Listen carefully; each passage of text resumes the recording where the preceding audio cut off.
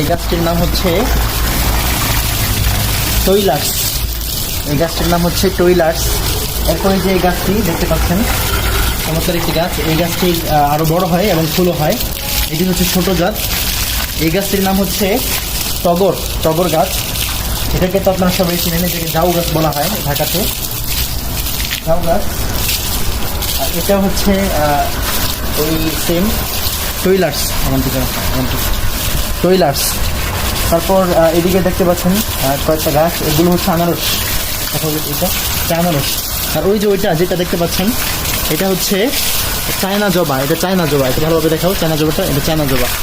হ্যাঁ, এরপর এই যে উপরে এই যে গাছগুলো দেখতে পাচ্ছেন এগুলো হচ্ছে টাইম ফুল বলা হয় এগুলিকে।